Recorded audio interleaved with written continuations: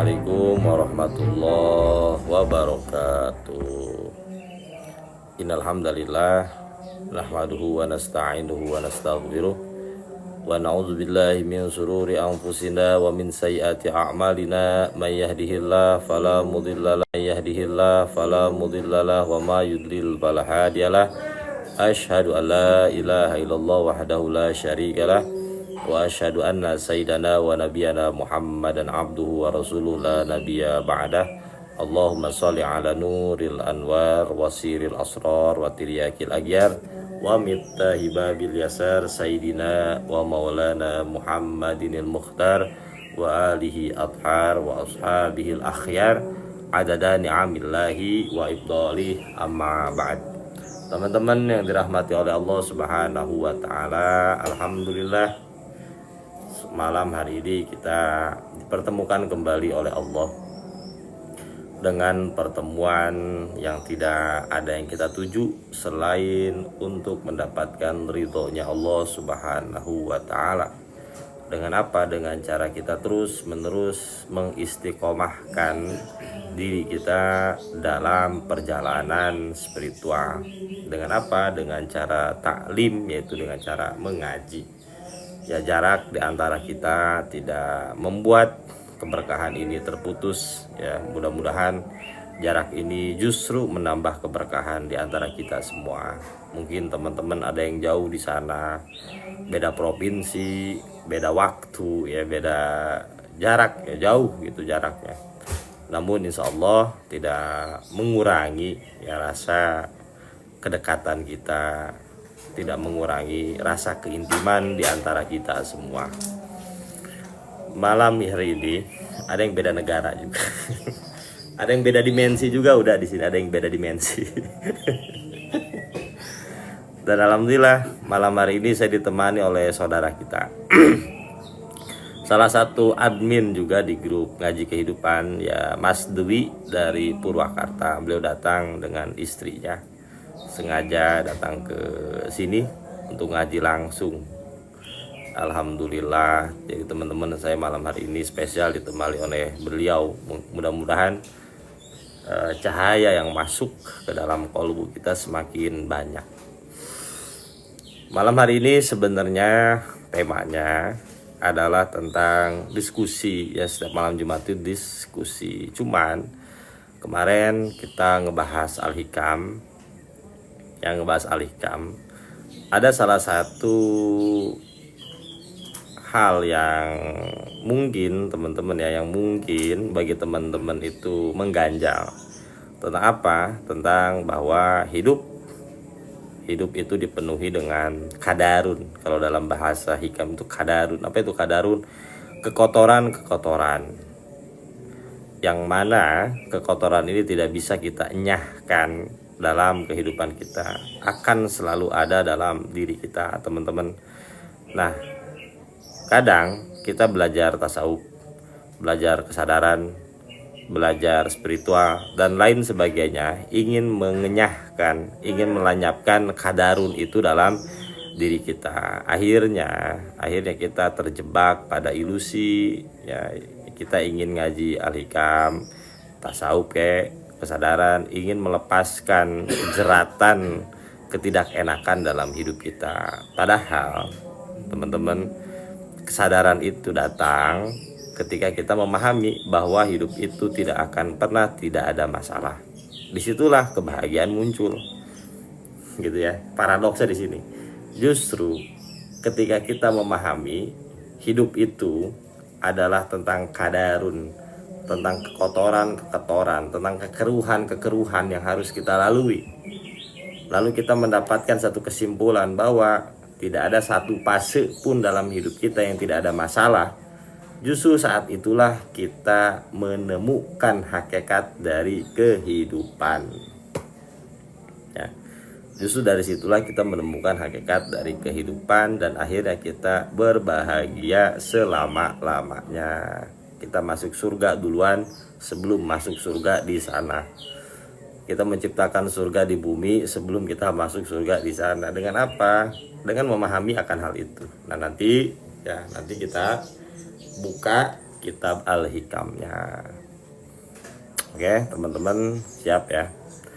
Yang udah beli kitab Al-Hikam siapa aja coba ngacung. Saya nggak tahu, soalnya yang ngumpulin tuh Kang Isep, yang ngumpulin kitab Al-Hikam segala macam tuh Kang Isep. Saya doain teman-teman yang beli kitabnya ya, saya doain cepet ya dalam perjalanannya. Yang belum silahkan membeli, karena tidak akan mengurangi dompet kita ya. Murah kok ya, murah, paling ya 200.000. Kalau pengen sama kitab Sirul Asrornya itu 300 atau 400-an. Siap. Doain bercahaya tadi. Pakai lighting kalau mau membaca, pakai lighting. Ya kita mulai teman-teman ya. Mana nih? Ini. Ya teman-teman ya. Kita mulai ngajinya. Yang punya kitab hikamnya dibuka di halaman 24. Udah buka halaman 24. Namanya saya juga kasih judul ya, nggak apa-apa, belajar.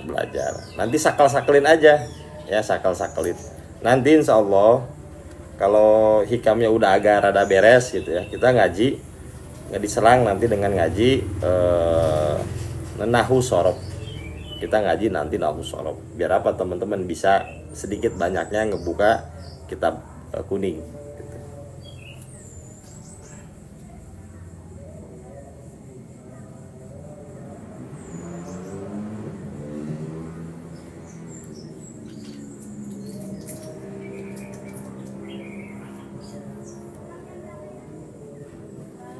Namanya, judulnya adalah Qadarul Hayat.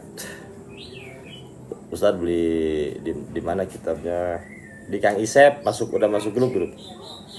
Kitab yang sudah ditranslate ada nggak, Ustadz? Nggak asik ya, kitab yang udah ditranslate tuh nggak asik teman-teman ya, nggak enak gitu.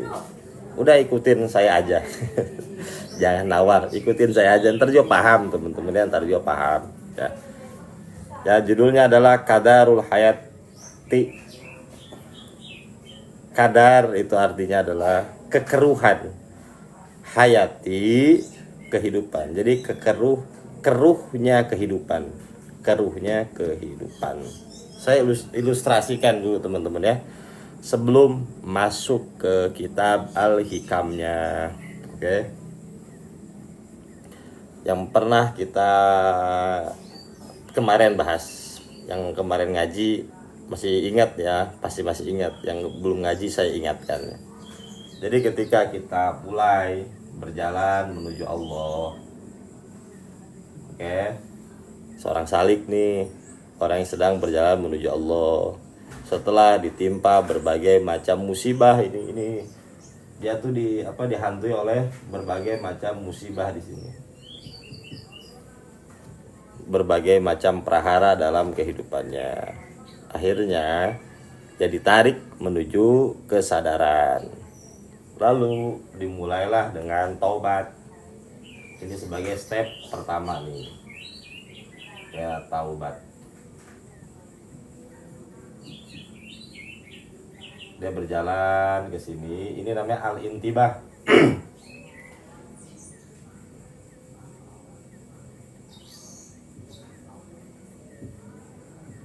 Al-intibah, sesuatu yang mendorong dirinya untuk berjalan menuju Allah ya, namanya al-intibah. Nah setelah sadar, dia lalu berjalan menuju Allah dengan makom tobat.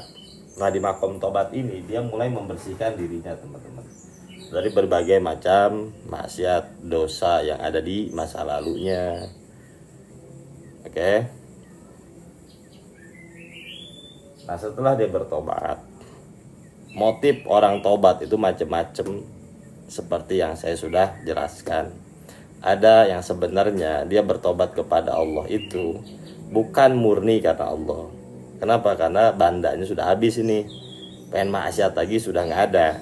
Akhirnya bertobat kepada Allah. Atau dia bertobat kepada Allah karena dorongan orang lain gitu. karena mertuanya, karena istrinya dan lain sebagainya. Jadi bukan murni karena dirinya, tapi karena sesuatu selain Allah di sini gitu. Akhirnya dia mulai bertobat kepada Allah. Nah, ketika kita bertobat ya karena sesuatu selain Allah, oke, sebenarnya yang terjadi dia menginginkan sesuatu gitu, menginginkan sesuatu. Nah, biasanya nanti ketemunya tuh setelah di sini, di makom sabar. Dia bersabar dengan segala sesuatu yang dulu pernah dia nikmatin, sekarang tidak bisa dinikmatin. Oke. Nah, ketika di makom sabar ini teman-teman, oke, kita dihadapkan dengan satu fakta realitas ya. Di sini kita menghadapi berbagai macam hal-hal yang tidak mengenakan hati kita. Ketika kita berjalan menuju Allah, lalu kita masuk ke makom sabar namanya. Di sini ada yang namanya musibah-musibah. Entah dari anak, istri, mertua, ekonomi, duit, masalah duit, masalah lain-lainnya gitu, masalah dan lain-lainnya. Akhirnya dia bersabar untuk menghadapi ini semua gitu. Oke. Nah, kita ingin mengenyahkan ini dalam kehidupan kita.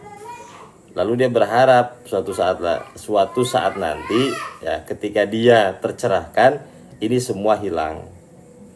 Ya, ini semua hilang gitu. Padahal ini tidak pernah bisa hilang. Kenapa? Karena dengan inilah teman-teman mendapatkan ma'rifah sebenarnya. Dari masalah anak, dari masalah istri, dari masalah mertua, duit dan lain sebagainya. Disinilah justru teman-teman mendapatkan ma'rifah. Oke, nanti setelah ini dibahas dalam kitab Al-Hikam. Agar teman-teman tidak masuk pada hal yang amat sangat membuat perjalanan kita tuh nanti bingung ya. Nanti akhirnya teman-teman kabur di sini nih, kalau nggak kuat ya nggak kuat. Kok saya udah wirid nggak bisa juga, udah ngaji tetap nggak bisa juga, udah begini begitu nggak bisa juga gitu ya. Kalau saya tidak jelaskan seperti ini dari awal, teman-teman takut, khawatir, kabur, akhirnya berhenti di tengah jalan kayak kemarin. Jadi namanya salik bantet. Tahu nggak salik bantet? Dibilang wusul enggak gitu, dibilang enggak berjalan juga berjalan gitu, namanya salik bantet ya. Bahaya salik bantet. Kalau kue bantet enak, masih bisa dimakan. Kalau salik bantet nggak bisa diapa-apain teman-teman ya, nggak bisa diapa-apain. Bahaya kalau jadi salik bantet itu ya. Kenapa? Karena dia tidak bisa menanggulangi ini semua nih. Akhirnya dia kabur, keluar dari grup. Keluar dari grup. Dia berharap masuk grup itu. Di grup itu dikasih wirid, dikasih apa lagi, dikasih ijazah, dikasih riyadhah, dikasih ini dan itu gitu ya. Dikasih ini dan itu. Padahal dikasih di grup dikasihnya ngaji lagi. Nih kapan saya dikasih bunga-bunga agar saya bisa melepaskan ini gitu ya. Saya kasih hakikatnya sekarang gitu. Hakikat itu bukan sesuatu yang apa gitu, bukan ya. Dikasih sesuatu yang memang ini adalah fakta realitas yang tidak bisa kita hindari gitu ya. Nah, kita buka kitab Al-Hikamnya di halaman 24. Qala al-musannifu rahimahumullah wa nafa'ana bi ulumihi fid dharaini amin. La tastaghribu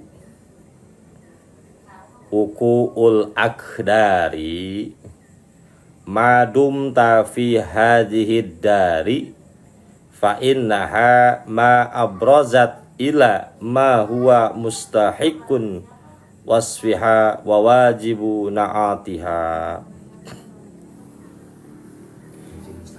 Mangga. Aman kali situ, aman. La tastaghrib, janganlah Anda bingung atau janganlah Anda merasa terasing. Dengan apa? Ukuul akdari, dengan banyaknya kekeruhan dunia. Yang ini nih, kekeruhan dunia itu tuh sesuatu yang nempel pada diri kita. Halamannya halaman berapa sih? Halaman 24. Ya, yang teman-teman yang baru datang, halaman 24 silahkan dibuka. Silahkan dibuka halaman 24. Madumta, selama Anda hidup, fi hadhihi dari, di alam dunia ini, fa innaha, maka sesungguhnya akdar gitu ya. Atau maka sesungguhnya dar, yaitu dunia, ma'abrojat, tidaklah sesuatu yang muncul darinya, dari dunia itu, illa mahwa mustahikun, kecuali sesuatu yang menjadi hak sifat-sifatnya dunia. Wa wajibu na'atiha, dan mengikuti tentang karakteristik dunia gitu. Jadi kita harus paham tentang hakikat dari dunia itu sendiri gitu ya. Nah, apa hakikat dari dunia tersebut sudah dijelaskan oleh Al-Imam Ibnu Athaillah Sukandar.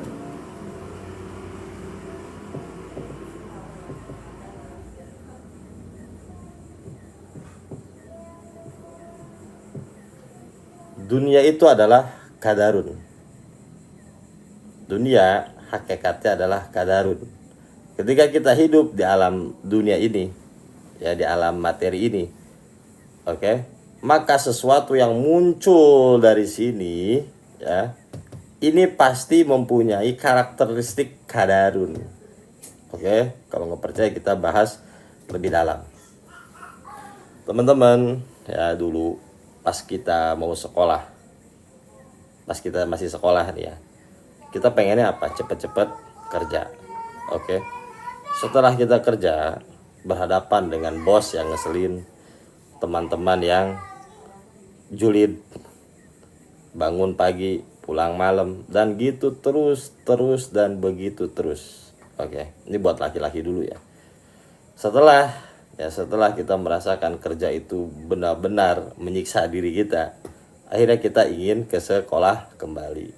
Ingin balik lagi ke masa-masa sekolah. Bukan tadarun, kadarun. Ini kap, teman-teman, kadarun. Ya. Akhirnya kita pengen sekolah lagi. Nah, dari situ, teman-teman, akhirnya ketika kita kerja pengen cepet-cepet nikah.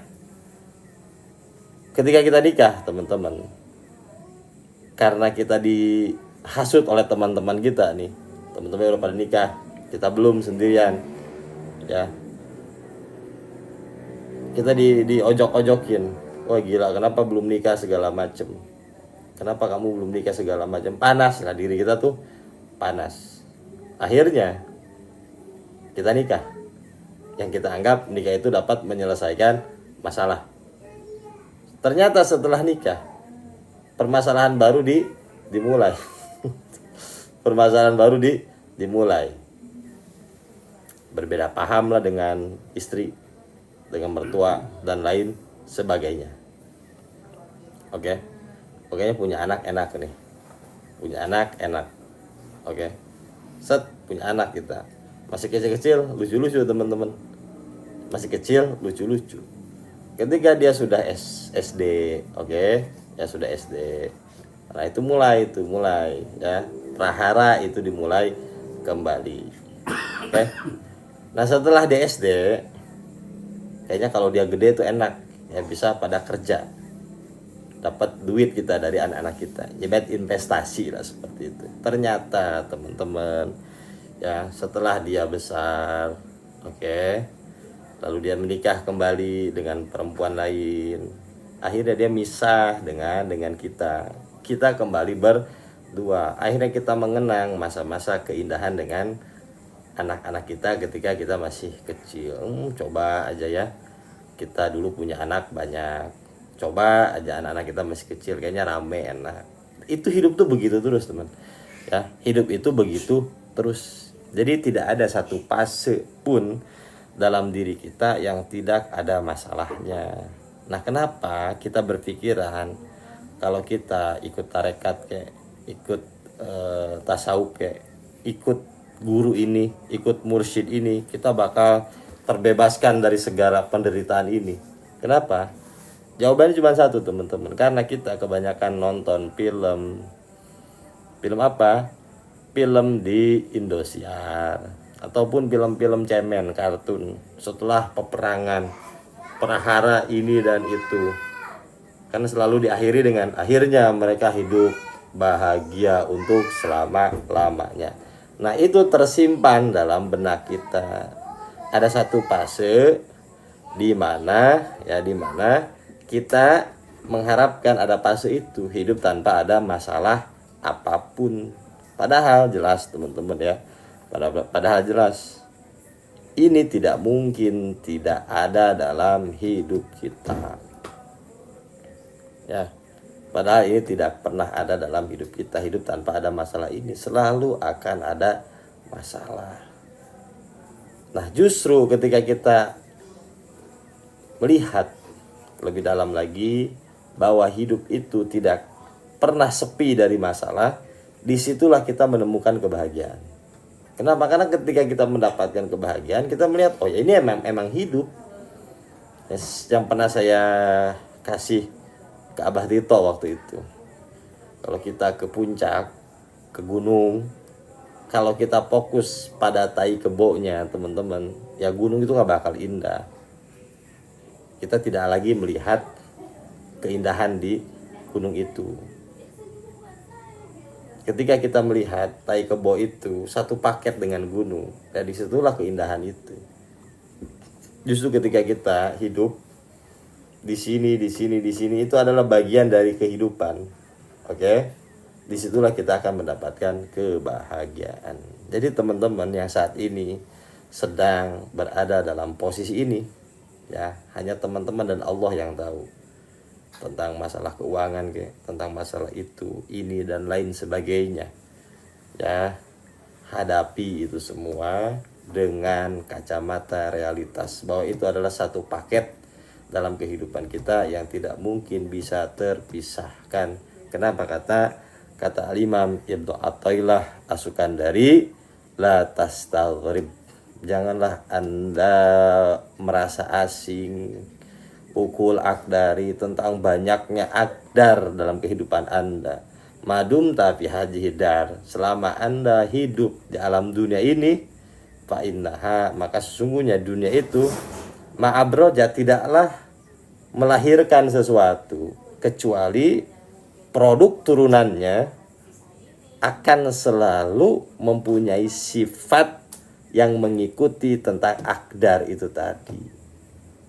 Jadi apapun yang kita terima sebenarnya dalam hidup kita ini selalu ada akdarnya.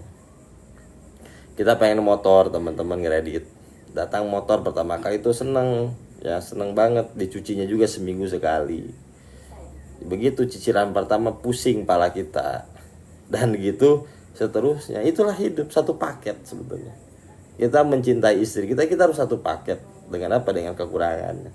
Kita pengen punya anak, ya harus satu paket dengan ngurusnya. Akdar itu keruh, teman. Akdar itu keruh. Kalau kadarun ini mufradnya, kalau akdar itu jamaknya. Jadi apapun yang kita terima dalam hidup ini selalu ada ininya nih, kadarun, teman-teman. Ya nggak mungkin nggak ada. Jadi teman-teman jangan terjebak oleh paham denial. Ya, karena kita tidak memahami ini, teman-teman, kita nanti masuk pada paham denial. Apa itu paham denial? Ingin merubah keadaan. Ya, ingin merubah keadaan. Ini bahaya. Ya, kalau kita ingin merubah keadaan itu berbahaya.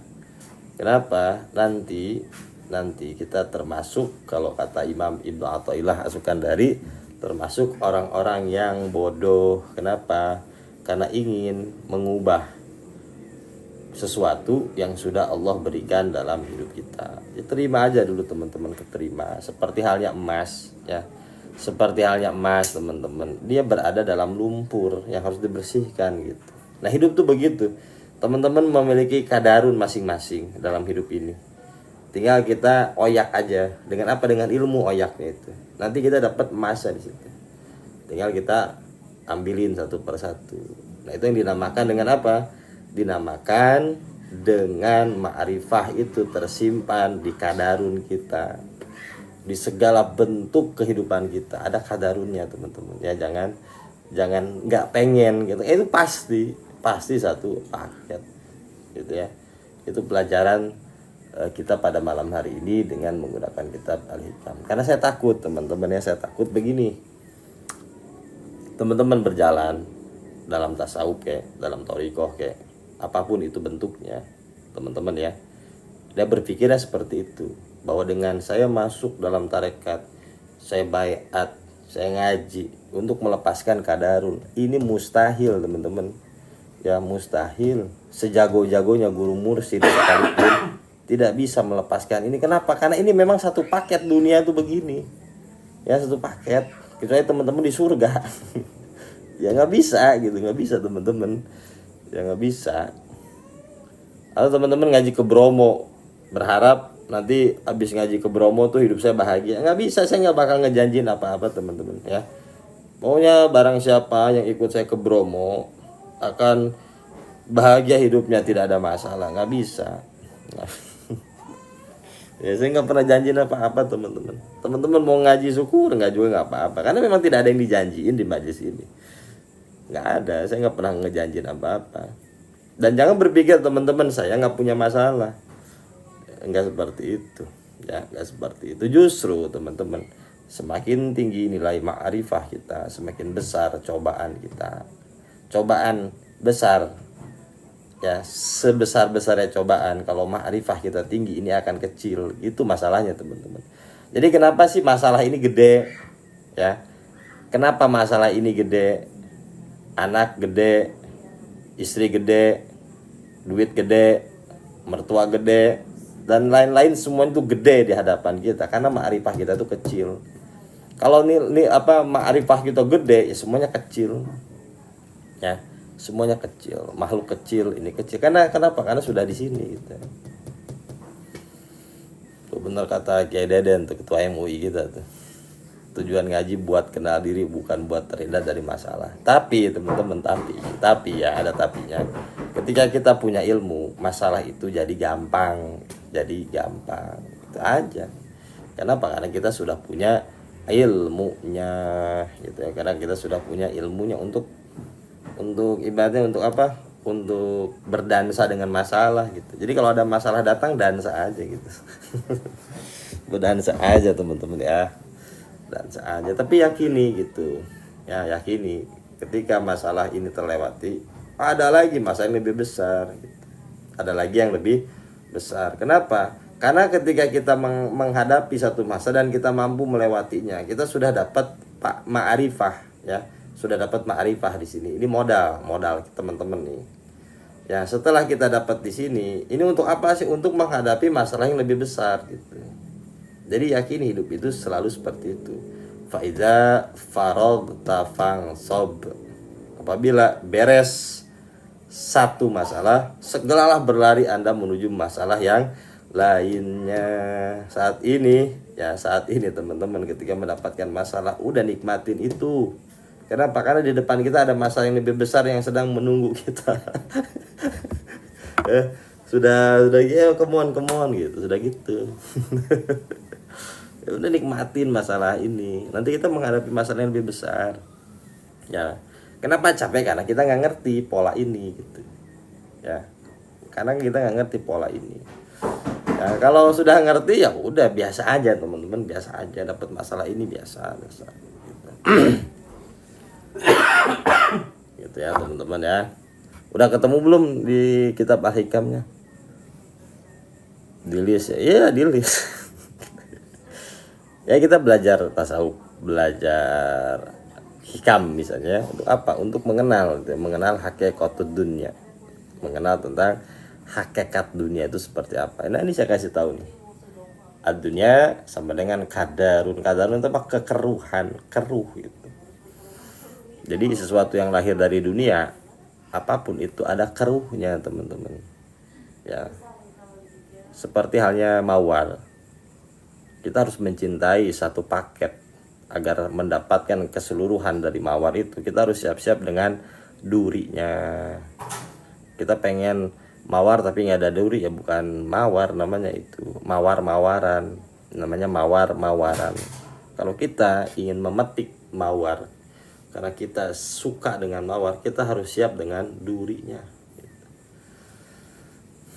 Ya seperti itu teman-teman.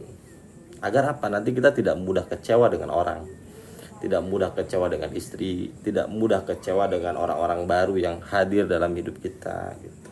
Nah, sebenarnya yang membuat kita kecewa adalah pikiran kita sendiri, ekspektasi kita sendiri.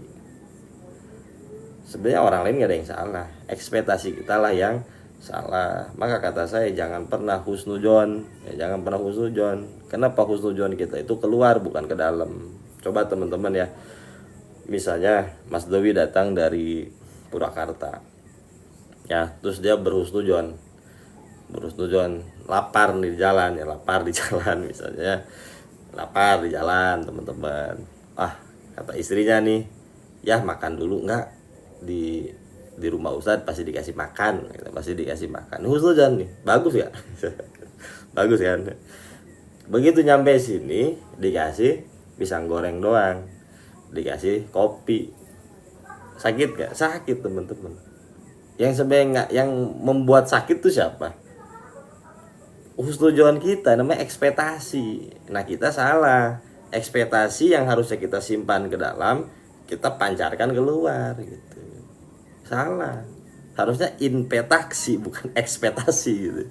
Harusnya bukan keluar tapi ke dalam. Kalau kita husnudzon ke dalam diri kita sendiri, barangkali di rumah batu tulis ya, di rumah saya lagi nggak ada makanan apa-apa, akhirnya beli makanan dulu. Udah makan ya, udah kenyang, setelah kenyang baru ke rumah saya. Kira-kira sakit hati nggak? Ya nggak bakal teman-teman, ya nggak bakalan gitu. Nah kita sakit hati sama orang tuh kenapa? Ya karena ekspektasi kita sendiri. Kita tidak mampu melihat duri yang ada dalam diri orang lain. Kita pengennya tuh yang indah-indah semua. Nah kalau teman-teman sudah mampu melihat ini, adunya huwa kadarun, maka teman-teman dimanapun jadi, dimanapun akan bersinar, dimanapun akan terang. Kenapa? Ya karena sudah memahami segalanya secara utuh, ya seperti itu teman-teman. Mau kerja dimanapun, ketika kita punya ini, pemahaman ini, udah enak, ya enak. Mau jadi apapun enak, pokoknya seperti itu teman-teman ya. Nah kita sekarang masuk ke skripnya. Sampai sini ada yang ditanyakan lagi juga. Sauki. Assalamualaikum warahmatullahi wabarakatuh. Kita sakit hati karena keinginan kita sesuai dengan keinginan Allah. Nah ini ngadu, namanya ngadu. Maka dulu nih di Baghdad, teman-temannya di Baghdad, Tuan Syekh Abdul Qadir Al-Jilani ketika sedang ngajar di hadapan para murid-muridnya, nanya begini ke murid-muridnya nih, ya muridi, wahai murid-muridku, anta turid wallahu yurid gitu. Anta turid wallahu yurid, kamu pengen, Allah pengen. Kira-kira keinginan siapa yang akan terjadi? Allah, kata para muridnya. Keinginan Allah lah yang akan terjadi. Lalu ditanya lagi, kamu gak pengen sesuatu itu terjadi, lalu Allah pengen, kira-kira keinginan siapa yang akan terjadi? Keinginan Allah. Kata Tuan Syekh Abdul Qadir Al-Jilani, ini ada dalam kitab Futhul Ghaib. Kata beliau, Kalau begitu, wahai murid-muridku, pilihlah untuk tidak memilih, serahkanlah kepada Allah, karena pilihan Allah lah yang pasti akan terjadi. Begitupun dalam hidup kita, teman-teman ya, begitupun dalam hidup kita. Kalau kita mau jujur ya, jujur saat ini ya, dalam hidup kita saat ini lebih banyak keinginan kita yang tercapai, yang terjadi, atau sesuatu yang kita sebut kebetulan sebenarnya. Ayo jujur aja, kita lihat istri kita, apakah dia sesuatu yang kita pengenin? Oke, pengen gitu. Kita lihat anak kita misalnya, kita pengen begitu ke anak kita? Oke, pengen juga. Masih keinginan kita juga. Tentang pekerjaan, tentang karir, tentang ini dan itu yang banyak terjadi dalam kehidupan kita. Kita ngaji di sini, apakah itu keinginan kita? Sesuatu yang kita proyeksikan dulu, yang kita tulis di buku kita ketika kita mau masuk tahun baru, kan enggak pernah tertulis kita ngaji di saat ini. Nah, kita menyebutnya apa?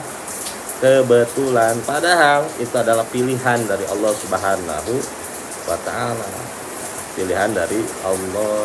Nah, pilihan dari Allah itu, teman-teman ya, apa sih pilihan dari Allah? Ya, sesuatu yang sedang terjadi dalam hidup kita.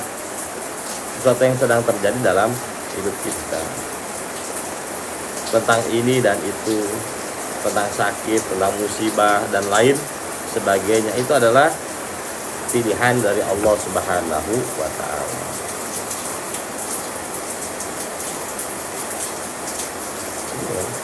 Ya, hujan ini kan kebetulan. Ya, hujan juga kebetulan.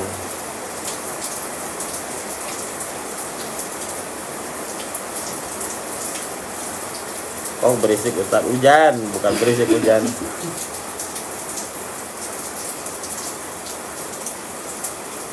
Kemresek Ustaz, hujan.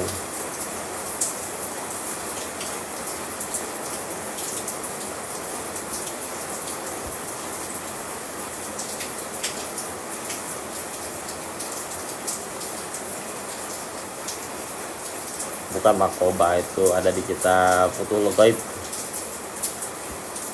Teman-teman, saya sering bilang gini ke istri saya ya. Kalau seandainya dengan marah, kalau seandainya dengan mengeluh, kalau seandainya dengan tangisan, hidup akan jauh lebih baik, silahkan menangis, silahkan menyesal, silahkan uring-uringan. Tapi pada faktanya, sekuat apapun kita marah, sedahsyat apapun keinginan yang kita inginkan itu terwujud gitu ya, tapi tetap tidak akan merubah apa-apa. Kenapa? Karena sesuatu yang terjadi memang kehendak Allah. Jadi tugas kita hanya menerima. Nah, kita belum menerima, pengennya apa? Pengennya dirubah. Teman-teman kalau pengen merubah sesuatu, terima dulu.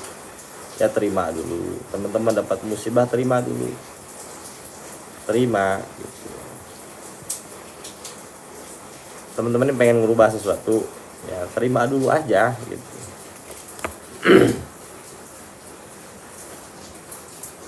Ya manusiawi, teman-teman, manusiawi. Ya manusiawi lah, sedih, kesal tuh manusiawi.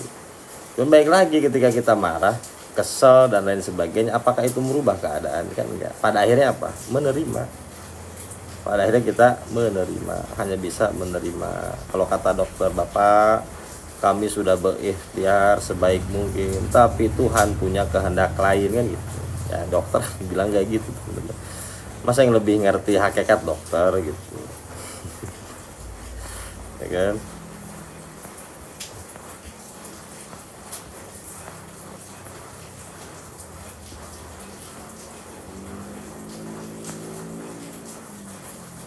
Nah, itu api pejo mantep tuh.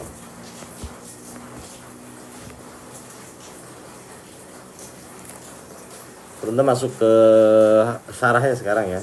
Waalaikumsalam warahmatullahi wabarakatuh.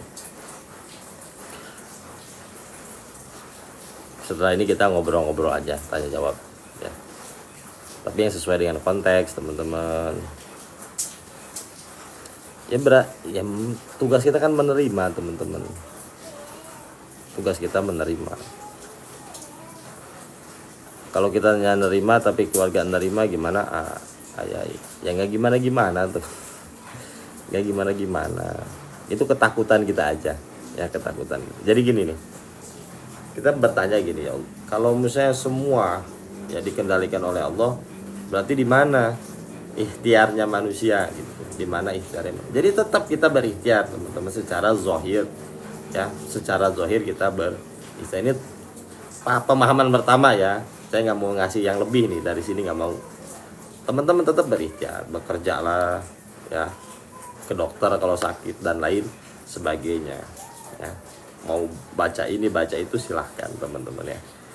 Tapi secara batin kita menerima ini adalah kehendak Allah. Itu pemahaman pertama.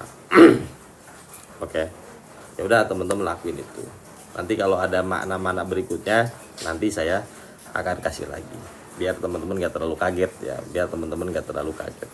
Itu aja dulu ya, terima dulu, setelah itu berikhtiar ya. Jadi nggak ada kaitannya dengan ikhtiar atau tidak, karena kan kita sedang belajar apa? Sedang belajar tasawuf teman-teman. Tasawuf itu ada ranahnya di batin gitu. Justru dengan menerima kita gampang mengubahnya teman-teman ya. Ibaratnya takdir itu adalah paket ya. Takdir itu adalah paket, terima dulu paketnya. Kalau ada sesuatu yang kurang, rubah sama kita gitu. Nah kita mah kebalik, belum diterima udah pengen dirubah. Caranya gimana? Nggak bisa teman-teman. Dan biasanya kalau kita sakit ya, benar yang pernah sakit parah belum di sini? Sakit nih, kata dokter A, B, C, D dan lain sebagainya. Wah kita udah takut, udah ini, udah itu awal tuh begitu.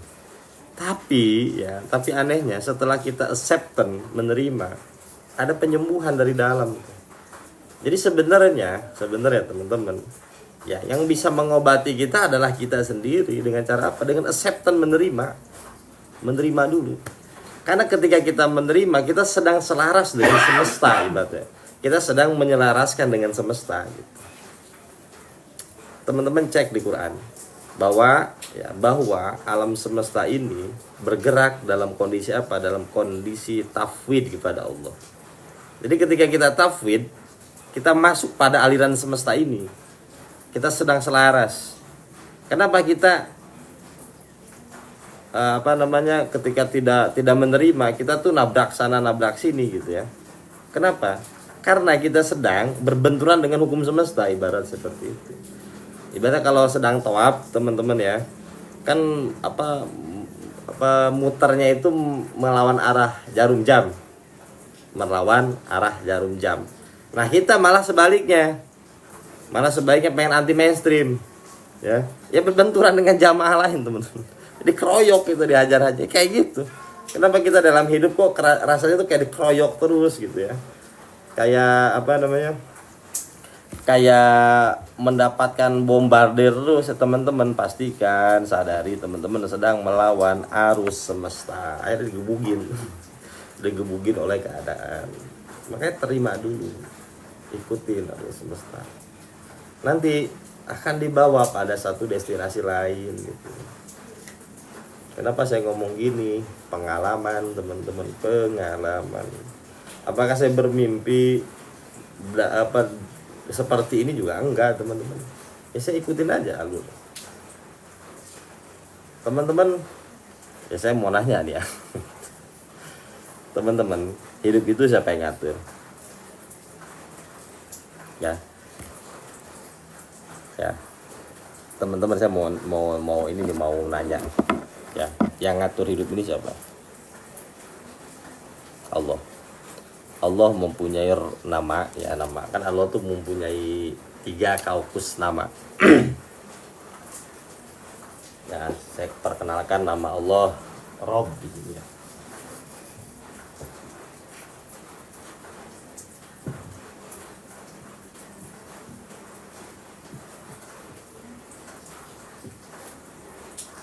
Dua aja, ada 2. Rabbun, ilahun. Rabbun dan ilahun. Ya. Rabb, fungsi dari Rabb itu apa sih? Fungsi dari nama Rabb ini apa sih? Fungsi dari nama Rabb ini adalah yang pertama tarbiyatun. Apa itu tarbiyatun? Membuat segala sesuatunya itu bertumbuh ke arah kesempurnaan. Tarbiyatun. Ya, membuat segala sesuatu tumbuh ke arah kesempurnaan. Jadi tidak ada di alam semesta ini yang tumbuh menuju kehancuran. Semuanya bertumbuh menuju ke arah kesempurnaan. Teman-teman pegang itu. Dari satu nama ini saja sebenarnya kita tuh udah dapat hakikatnya. Karena Rob ini salah satu fungsinya adalah tarbiyatun. Robba ya rubu. Ya, menumbuhkan. Ya riba itu apa sih? Berbunga-bunga gitu ya. Numbuh terus gitu. Ya kayak gini tumbuh terus. Nah sebenarnya teman-teman, sebenarnya ini rahasia pabrik. Ya sebenarnya musibah itu apa sih? Musibah itu apa sih? Sebenarnya itu adalah proses pertumbuhan, percepatan. Yang sebenarnya kita nggak paham. Dengan musibah itu sebenarnya kita sedang dipercepat oleh Allah menuju apa? Ke arah kesempurnaan, teman-teman sebenarnya. Bukan sedang untuk menghancurkan kita, nggak ada. Dari nama ini Allah menghancurkan tuh nggak ada. Semua sedang bertumbuh menuju kesempurnaan. Contoh kiamat. Ya, kiamat nih. Ya. Kiamat sering masuk dalam pikiran kita itu apa kiamat? Kiamat, kehancuran. Benar nggak? Kehancuran, semua dihancurkan. Kalau kita masuk pada nama Rob ini, sebenarnya kiamat itu adalah puncak kesempurnaan. Jadi asma-asma Allah sudah selesai tajalinya di alam dunia ini. Sudah komplit. Sudah komplit, teman-teman ya. Baru ada kiamat.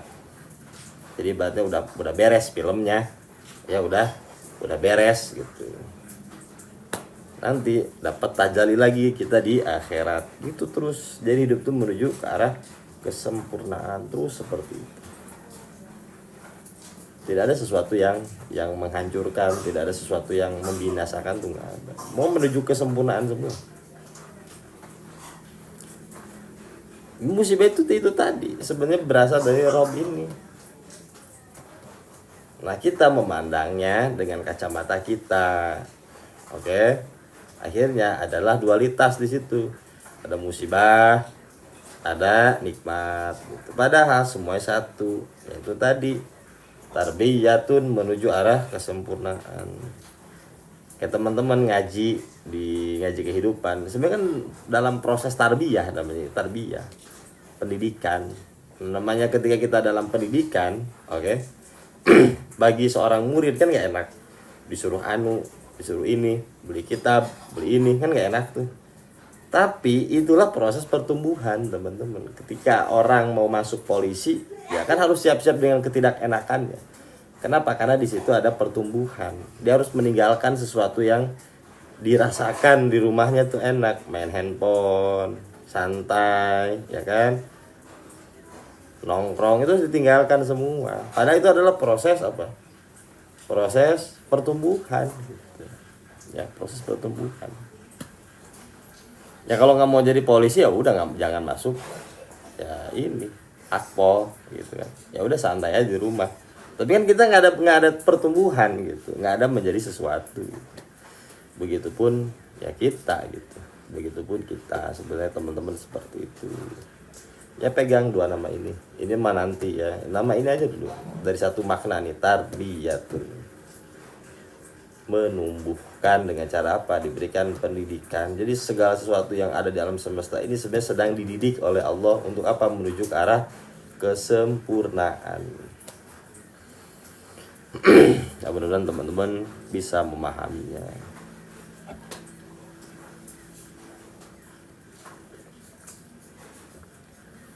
Kalau ilah ini panjang nanti teman-teman, nanti dibahasnya di ketika kita berbicara tentang makna zikir kalimat la ilaha illallah, nanti ketemu di sini tentang ilah itu apa, ini kalau saya bahas ini banyak nonjok orang, pokoknya banyak nonjok orang. Ya termasuk saya pun ketonjok ya, gitu. Jadi kadang saya tuh ditonjok sama omongan saya sendiri teman-teman ya. Ya, nanti dibahas. nanti dibahas. Ilah bahas di Lombok, siap. Ya. Kalau ilahi itu udah intim. Ilahi itu udah intim banget. Kalau kita doa nih, ya ilahi, wa ya maliki, wa ya rabbi, itu udah dalam. Ya, kalau pakai ilah. Kalau ilah itu udah bener-bener dalam kondisi urgent pakai ilah gitu. Udah di Bromo. Makanya kalau doa ada kita itu selalu baca qasidah. Selalu baca qasidah sebelum kita ngaji. Ya ilahi wa ya ilahi ya maliki anta ta'lam kaifa hali wa bima qad halla qalbi. Pakai ya ilahi wa maliki. Kenapa? Karena udah saking deepnya. Makanya ada ilahi anta maksudi, enggak ya Robbi gitu kan, enggak gitu kan, tapi ya apa ilahi anta maksudi, itu udah deket banget gitu. Kita ingin melepas dari sesuatu yang mencengkeram kita, ilah-ilah yang lainnya. Kalau boleh jujur teman-teman ya, kalau boleh jujur, kita tuh sedang bukan menyembah ilah Allah kok. Ya, bukan sedang menyembah ilah Allah. Kenapa? Di sini banyak sesuatu selain Allah gitu, ilah-ilah yang lain yang kita bangun mewah dalam kolbu kita gitu. Oh, banyak banget di sini nih. Jadi bukan hanya orang-orang yang punya ilah. Kadang orang kismin pun ya ilahnya lebih banyak gitu. Kismin pun lebih banyak. Nah, ilah dalam versi kita sendiri, Tuhan yang kita ciptakan, ya kan, pada pitinya tuh itu viral juga tuh. Mungkin teman-teman ada yang masuk gara-gara itu juga kan. Nanti kita yang lebih asik berbicara Rob sebenarnya. Kenapa? Karena ini sesuatu yang hadir dalam kehidupan kita langsung. Kalau ini nanti ini bentuknya adalah tajali dalam hidup kita. Kalau ilah bentuknya sesuatu yang mencengkeram diri kita. Ini jadi kalau Rob ini adalah fi'lu syai', melakukan sesuatu. Ya. Kalau ilahun adalah meninggalkan sesuatu. Nah, nanti ini asik di sini nih. Jadi Robun ilahun ini. Judul qasidahnya apa, Sep? Ya ilahi wa maliki dah. Kalau judul qasidahnya apa? Isep tuh yang tahu tuh. Vokalis Al Kamil, beliau serba bisa, soalnya nggak ada orang lagi. Vokalis dia. Ya. Ada, nanti saya share teman-teman ya, itu bisa diamalkan. Itu bisa diamalkan. Nah, kita masuk qad kafani ilmu rabbi min su'ali wa qad kafani. Teman-teman apalin aja tuh, itu bagus, enak. Qad kafani.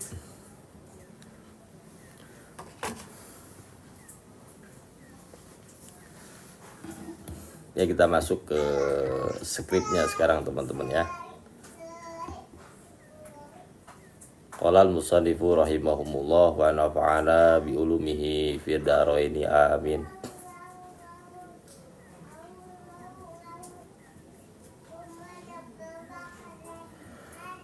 Ja'alallahu ta'ala ad-dunya dara fitnatin.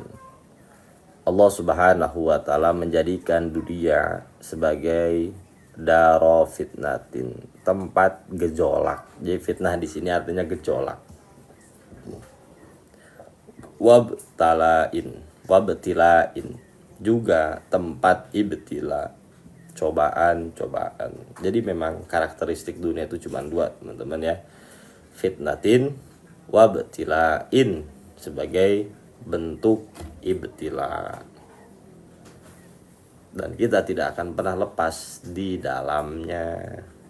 Maka dalam Quran, dalam Al-Baqarah jelaskan, ya kan, A'udzubillahi minasyaitonirrajim, bismillahirrahmanirrahim, walanabluwannakum bisyai'im minal khauf, dan pasti kami akan uji mereka dan pasti kami akan uji mereka bisain dengan sesuatu. Yang pertama dengan ketakutan, jadi nggak mungkin lepas kita dari apa, fitnatin wabtilain, itu nggak mungkin lepas. Ini akan selalu ada dalam diri kita, ini yang mendrive kita ya, ini akan mendrive diri kita. Nah teman-teman, kalau teman-teman nanti ngaji di mana ya di Bromo, kita akan mencoba melepas gitu ya. Jadi sebenarnya gampang ngelepasnya gitu. Asal tahu kuncinya aja. Jadi hidup kita tuh berbinar-binar aja. Yang pernah saya jelaskan tuh di sana juga di mana? Di Sentul. Ya, nanti hidup kita tuh gini nih. Ya, saya bukan ngejanjiin teman-teman ya. Emang ada kuncinya. Ada kok lepas ransel. Jadi nih.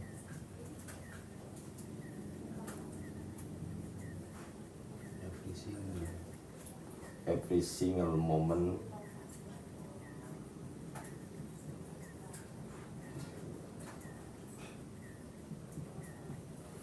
every single moment celebrate.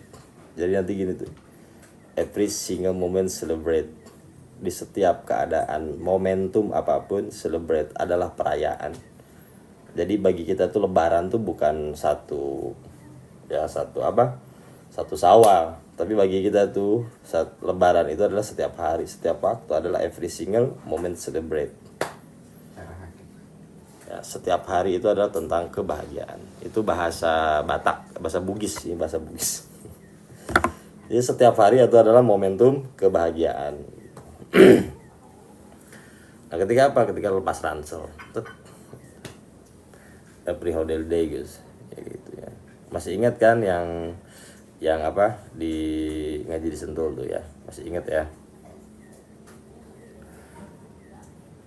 Nah, kenapa kita diberikan ini terus sama Allah, fitnatin wa ibtilain gitu ya, malah agar kita itu berinteraksi gitu ya, kullu ahadin, diantara kita semua, fiha, dengan dunia itu, ala muqtada ma sabaqalahu wa yuwaffa jazauhu fid daril akhirati, agar kita dituntut dengan sesuatu yang telah berlalu, wayuwafa, dan nanti akan digenapkan ya, dengan digenapkan jazauhu, balasannya nanti di akhirat gitu.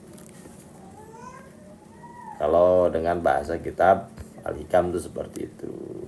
Nah, kalau bagi kita ini aja nih masuknya, every single moment celebrate.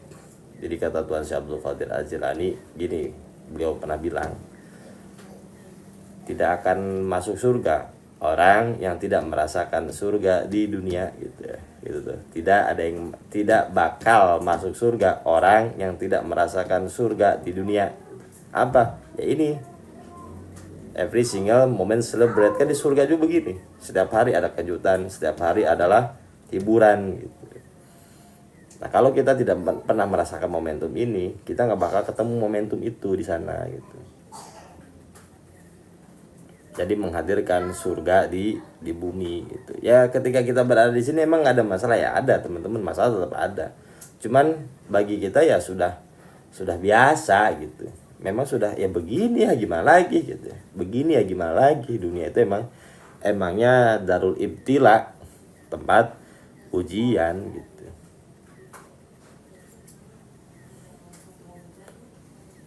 Qala Allah Ta'ala, wa nabluwakum bisyarri wal khairi fitnah, dan akan kami uji mereka bisyarri dengan keburukan, wal khairi dengan kebaikan, fitnatan sebagai bentuk ujian gitu.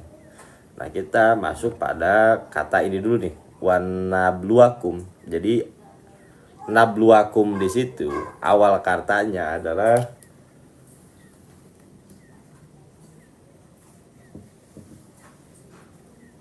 ibtila'u, tulisannya ibtila'u. Nah, diambil dari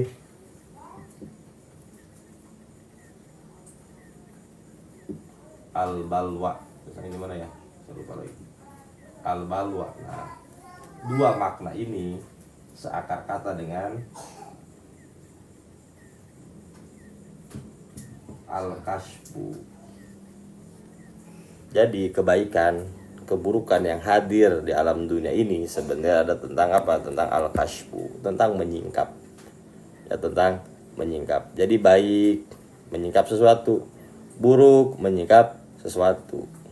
Jadi apapun yang hadir dalam kehidupan kita sebenarnya ada dalam rangka untuk menyingkap. Bukan tentang untuk apa-apa, tapi untuk menyingkap. Menyingkap tentang siapa diri kita, menyingkap tentang orang lain, menyingkap tentang sesuatu yang menggelayuti hidup kita. Jadi gini, every single moment celebrate ini bukan terletak pada kebahagiaan atau kesedihan, bukan tentang itu. Bukan tentang kita mampu berdiri di tengah-tengahnya, teman-teman ya. Mampu berdiri di tengah-tengahnya. Tidak terpaut oleh kebahagiaan, tidak terpaut oleh kesedihan, karena kita berdiri di tengah-tengahnya sebagai penyaksi, ya, sebagai penyaksi. Kalau kita sebagai penyaksi, maka lahirlah ini every single moment celebrate gitu. Jadi bukan tentang mencari kebahagiaan, menghindari kesedihan, bukan tentang itu. Jadi netral. Ya, tentang netralitas itu. Nah, nanti lahirlah ini. Dan ini tidak ada kaitan dengan apa ya? Dengan sesuatu yang hadir dalam hidup kita, tidak ada kaitannya. Tidak ada kaitannya. Karena kita sudah berada di tengah-tengah. Ya, bersyukur. Jadi setiap hari itu selalu ada bunyi-bunyian, selalu ada musik-musik yang mengiringi kehidupan kita gitu. Ya, sehingga kita terus-menerus menari seperti halnya tarian Rumi gitu ya. Ya. Rumi kan menari terus, itu simbol apa? Simbol dari kita mengikuti gerak semesta gitu. Terus gitu.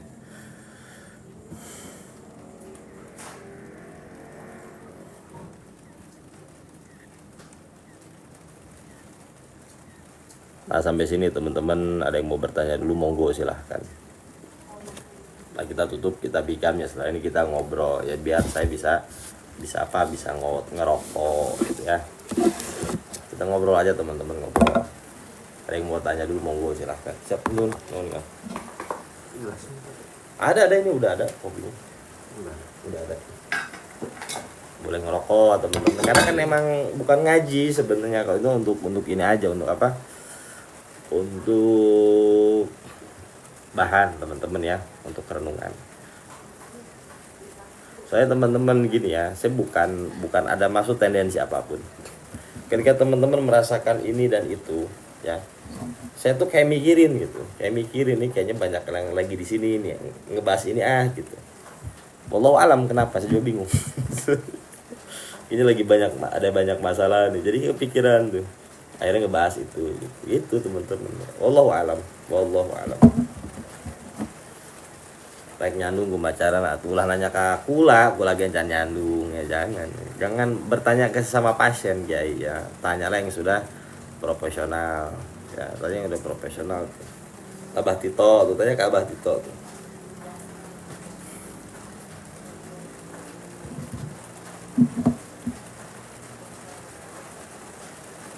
Biasanya nggak ngomong terkoneksi sevibrasi, saya nggak mau gitu ya, nggak tahu saya juga, wallahu alam aneh.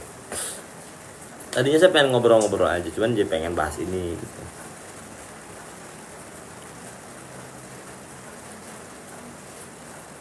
Wallahu alam.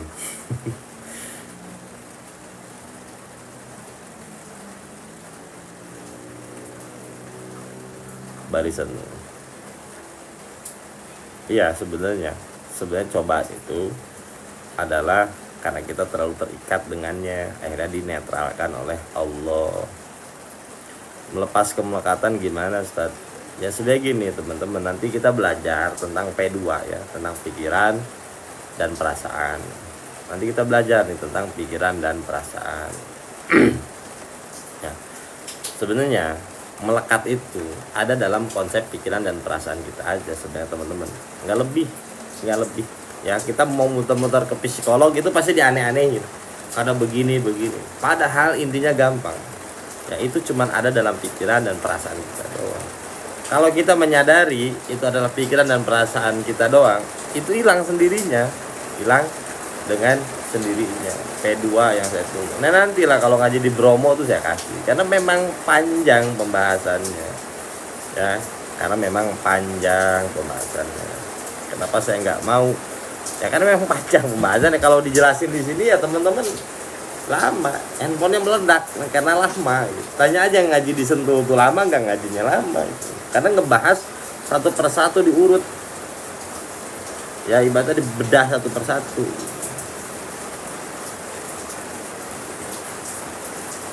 Tuh abadi itu bener, emang begitu diurut satu persatu. Enggak, saya nggak pernah ke psikolog. Saya sering ngobrol aja, sering ngobrol sama yang di psikolog.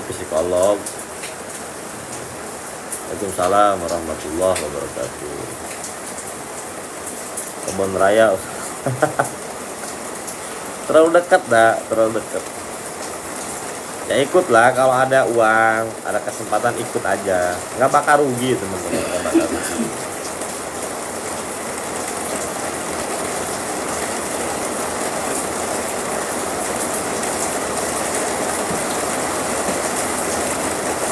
Di Bromo agendanya apa aja Ustaz? Yang ngaji.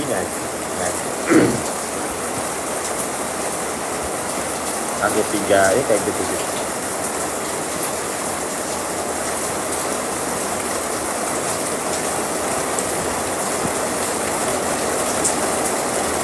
Enggak, saya bukan ulama sufi, bukan. Bukan. Saya nggak ada ponpes, Pak. Saya di rumah saya masuk gang.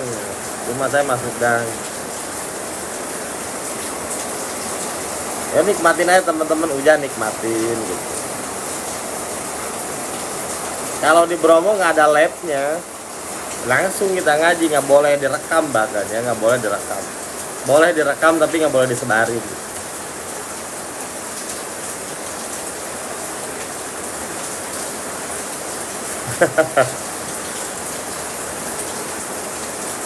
Oke, Pulan bin Pulan, monggo silahkan. Siap. Kalau karma itu gimana maksudnya, Ustaz? Udah pernah dibahas, sama-sama Kang Taufan. Sufi susah finansial. Ini yang paling benar ini. Ini yang paling benar. Sodakta.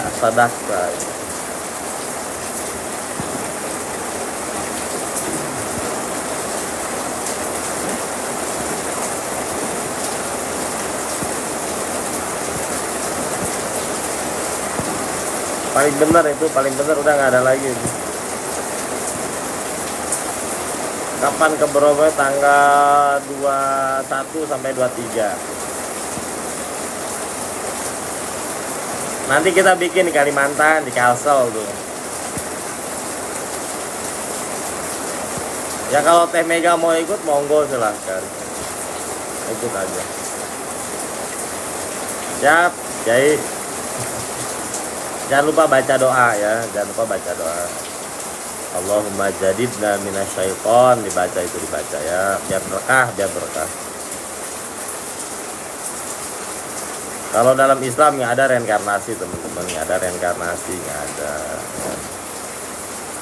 Jadi ya gini, balik lagi ya, kenapa ketika kita berbicara kesadaran, teman-teman selalu menyomot dari agama-agama lain, coba kenapa coba, saya mau tahu nih ya. Kenapa coba? Bicara kesadaran tuh selalu ada reinkarnasi, selalu ada bicara cakra, selalu ada bicara ini dan itu. Kenapa coba teman-teman?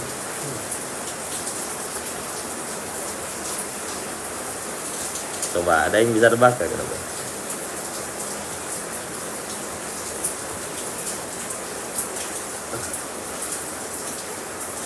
Tuh kan, betul, sadar diambil dari Buddha meditasi.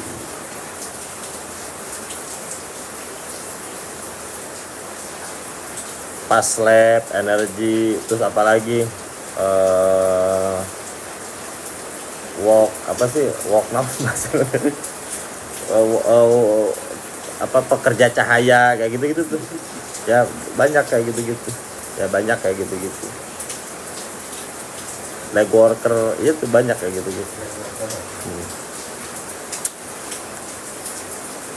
Walkman.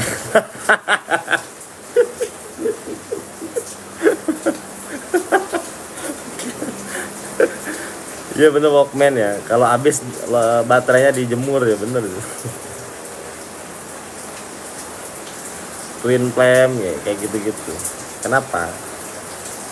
Ya kan itu teman-teman banyak korban begini, saya sebenarnya banyak korban begini. Iya kan? Pengen spiritual malah supranatural. Iya jadi nanti jatuhnya supranatural. Nanti teman-teman ketemunya Kiprana nanti Kiprana gitu. Kundalini di luar iya kayak gitu. Suwung ya nggak apa-apa kalau suwung masih bahasa Jawa lah seperti itu ya. Kenapa coba teman-teman? Jawabannya cuma satu. Kenapa? Karena memang zaman sekarang di zaman 2024 2005 ini adalah zamannya spiritual. Banyak orang-orang yang mulai tercerahkan. Saya akui itu. Ya, banyak orang-orang yang sudah tercerahkan tuh banyak. Makanya spiritual awakening itu laku kan. Spiritual awakening dan lain sebagainya. Nah, lalu ya di Islam sendiri banyak ulama-ulama kita yang tidak membahas hal ini. Banyak ulama-ulama kita yang masih sibuk dengan hal-hal yang tidak relevan gitu. Masih banyak yang bahas bid'ah, masih banyak yang ngebahas hal-hal yang tidak penting gitu ya. Tidak penting. Kenapa saya bilang tidak penting? Karena semua itu bisa kita dapatkan di informasi melalui Google. Sesuai dengan kapasitas keyakinan kita masing-masing sebenarnya. Ada orang yang nggak suka maulid, ya udah nggak apa-apa teman-teman, nggak apa-apa. Ada yang suka maulid nggak apa-apa, nggak bakal ngajarin orang ke neraka kok, ya nggak bakal. Itu kan emang ada yang orang suka kunut, nggak suka kunut, ya udah itu kan ada amaliyahnya masing-masing. Gitu. Yang dibahas tuh terus fikih bener, fikih. Nah umat saat ini mengalami lonjakan spiritual. Mereka haus akan spiritual ini. Ini nggak ketemu di pembahasan Fathul Qorib, Fathul Mu'in itu nggak ketemu. Nggak ketemu. Teman-teman mau buka tuh Mughni Muhtaj, ya kitab-kitab yang tebal-tebal gitu ya. Itu nggak ada pembahasan kayak gitu. Nggak bakal ketemu. Nah umat butuh ini. Nah ini disediakan oleh siapa? Ya, oleh Buddhis, oleh Hindu gitu ya. Lalu akhirnya apa? Buddhis menawarkan konsep-konsep reinkarnasi, Hindu reinkarnasi, past life segala macem kayak gitu-gitu. Walkman kayak gitu. Apa tadi bahasanya apa sih bahasa gitu. Kayak gitu-gitu tuh. Ya. Leg worker dan lain sebagainya tuh. Itu bertebaran di media sosial. Nah, manusia sekarang teman-teman kalau boleh jujur teman-teman lebih banyak hidup di dunia maya atau dunia nyata? Coba mau jujur saya nih, lebih banyak di dunia nyata apa dunia maya? Alan Walker. Ya, dunia maya teman-teman. Ya, yang ngaji di masjid itu ya paling bapak-bapak yang udah sepuh, yang notabene mereka nggak punya handphone, ya kan, nggak ngerti WA, ini WA gimana kan gitu. Itu banyak kan di masjid tuh kayak gitu teman-teman. Sedangkan anak-anak muda ya itu kebanyakan ya udah ngajinya itu di handphone gitu.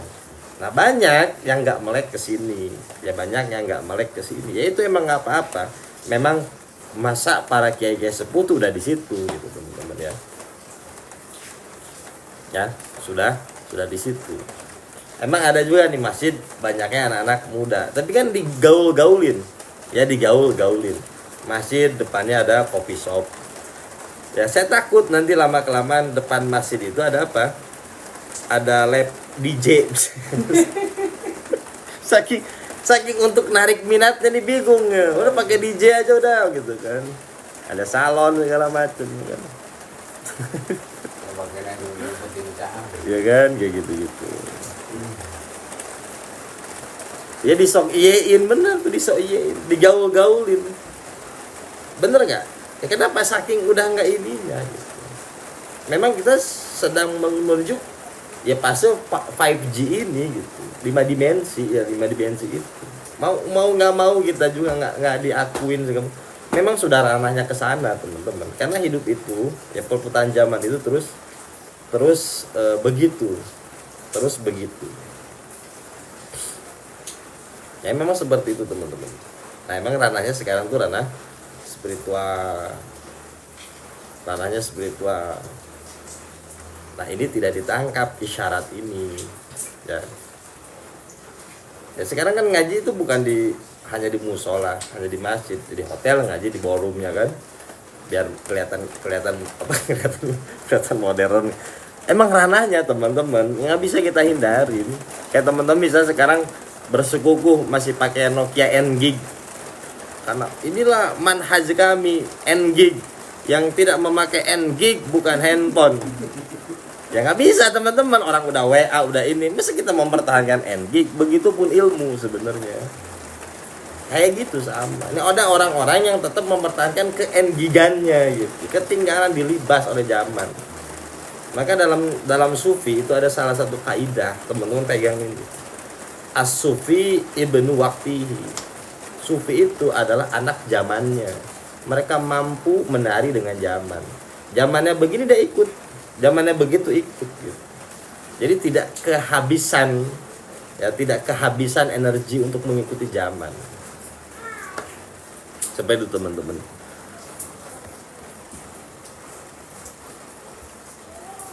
Jadi terus mengikuti zaman gitu. Ya memang seperti itu. Terus mengikuti zaman gitu.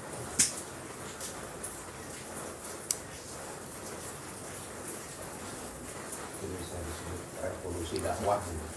Ya ada revolusi dakwah, emang begitu kan, ngikutin zaman. Revolusi metodenya. Nah ada orang-orang yang tidak mau ngikutin zaman, ya kelindes, teman-teman, kelindes. Dulu Nokia, kenapa dia nggak laku sekarang? Menolak perubahan. Ya, Android. nggak mau pakai Android, ya kukuh dengan manhajnya, asik kan? Emang asik, jadul-jadul tuh asik, kukuh dengan manhajnya. Ya, kukuh dengan manhajnya. Akhirnya dilibas oleh Android, cetret. BlackBerry juga sama, dilibas oleh Android. Nanti ada lagi, ilmu pun sama. Ya. Nah begitu saat ini tuh begitu, anak-anak muda nih, ya kan penyakitnya juga beda, penyakitnya sudah beda. Kalau dulu ya encok, asam urat, ini penyakitnya kayak gitu, masuk angin. Sekarang enggak, anxiety, ya kan, macam-macam penyakit mental semua, karena memang udah beda ranah, gitu. Beda ranah. Teman-teman ikutilah zaman itu, ya ikutilah zaman itu. Biar nggak ketinggalan zaman.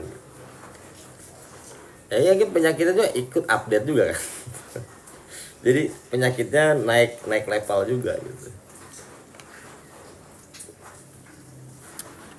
ChatGPT spiritual gitu. Ya teman-teman nih, nanti ke depannya semua itu bisa digantikan oleh teknologi. Cuman satu hal yang tidak bisa digantikan oleh teknologi, apa? Spiritual. Ya spiritual, karena spiritual itu hanya bisa diakses oleh apa? Oleh hati, dari hati ke hati. Spiritual itu hanya bisa diakses oleh hati ke hati.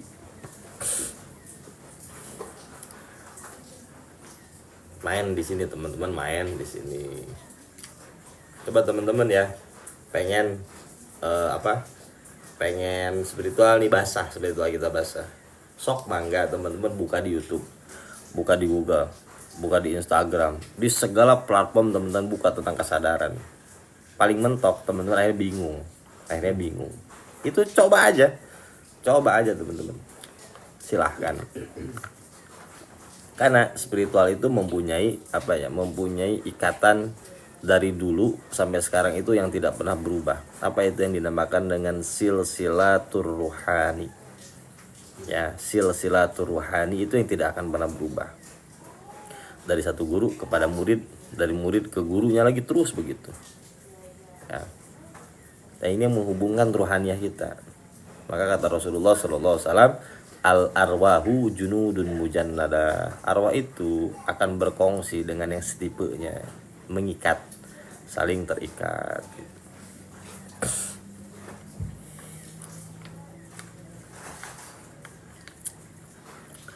Ya main di situ teman-teman.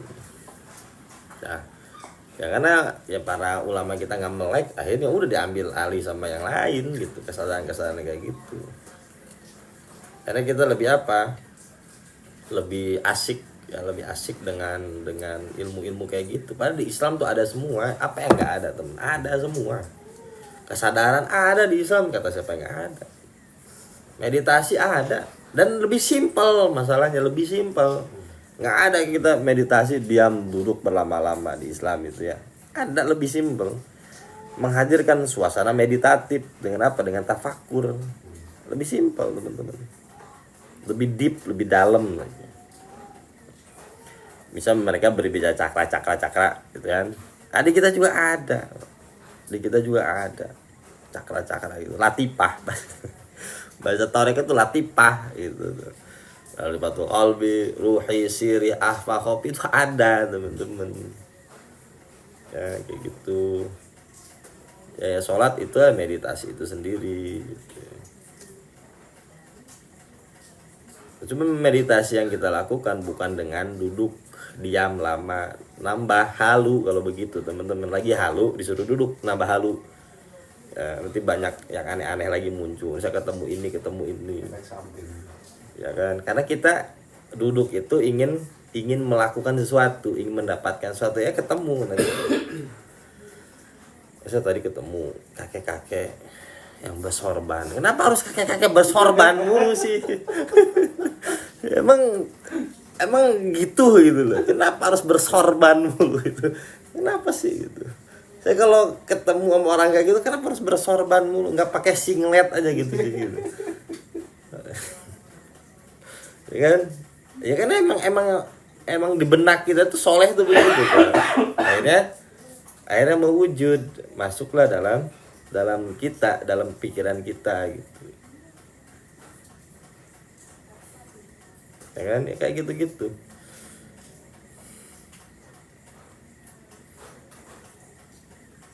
Nanti kalau ke Bromo dikasih tahu Kang Ipan, nah ikut makanya beserta maunya gitu, bersorban. Ya, kenapa harus bersorban? Karena stereotip dalam bentuk dalam kesadaran kita ini, dalam pikiran kita itu ya, soleh itu begitu gitu, sambil bawa tasbih, bawa tongkat kan gitu, ya kan?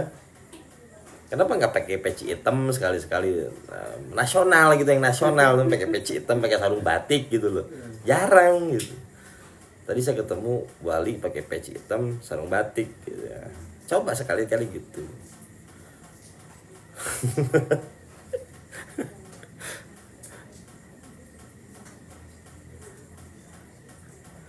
Ya.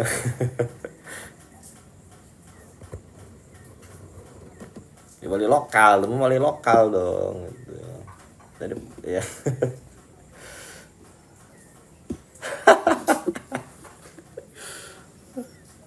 Kayak gitu teman-teman ya. Meditasi di kita tuh ada teman-teman ya. Meditasi ada. Ada juga sebenarnya. Jadi kita tuh bukan tentang meja meditasi itu kan cara untuk apa? Menghadirkan suasana meditatif gitu. Jadi kita bukan tentang meditasi yang menghadirkan suasana. Nanti insya Allah saya kasih kajian ya tentang menghadirkan suasana meditatif ya, insya Allah nanti saya kasih. Jadi teman-teman nggak perlu duduk lama-lama, nggak perlu ini. Jadi nanti menghadirkan suasana meditatif seperti apa, insya Allah nanti kita bahas ya. Awas rokoknya tadi ya, nggak harus pakai sisa ya, enak kayak pakai sisa ya. Kapan Ustadz? Ya nanti nanti ya. Di Bromo.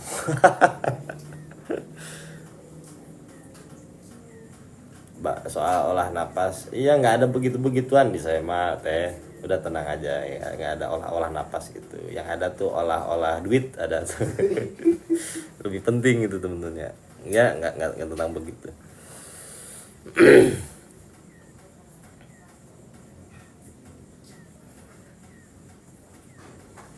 Siap Kang Mas Basir, siap. Alhamdulillah. Coba bayangin 15 tahun nyari ketemu di TikTok. Lucu. Harusnya kita berterima kasih sama pendiri mazhab TikTokiyah gitu ya. Saya nggak tahu namanya siapa sih itu. Harusnya kita memberikan Al-Fatihah itu kepada beliau itu. Syekhul Kiram itu.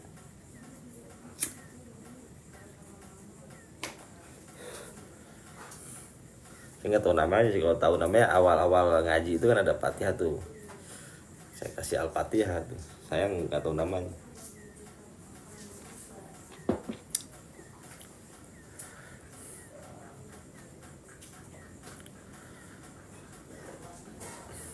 Nggak usah pakai tarikan disebut Allah, nggak usah. Jadi apa-apa harus diislami, nggak usah begitu juga teman-teman ya. Itu rokok mah rokok aja udah. Allah, alhamdulillah, nggak usah begitu. Udah begitu teman-teman, jadi fitnah itu namanya. Jadi fitnah udah.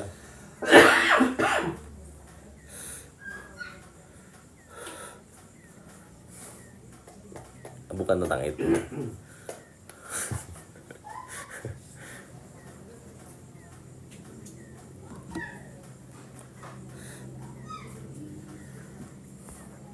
Sebenarnya TikTok itu samaran dari Tito. Benar itu. Iya sih, yang punyanya sebenarnya beliau itu. Beliau tawadu.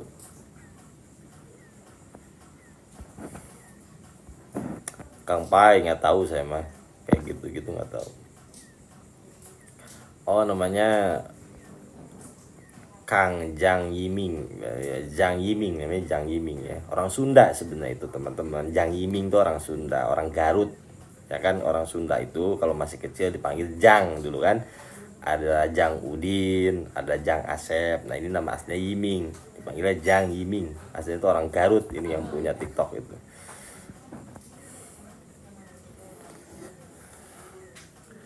Ya kalau masih kecil tuh dia Jang, kalau udah gede tuh biasa Mamang ya.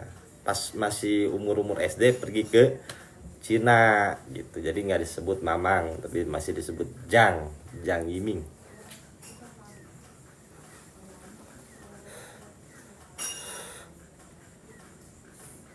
Pernah ke Garut? Belum saya.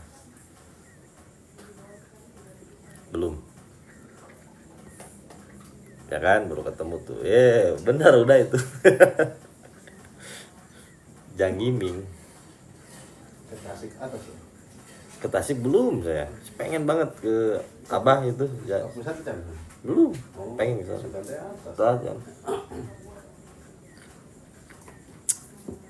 Bogor mana? Di mana sih saya teh di Batu Tulis. Di Batu Tulis.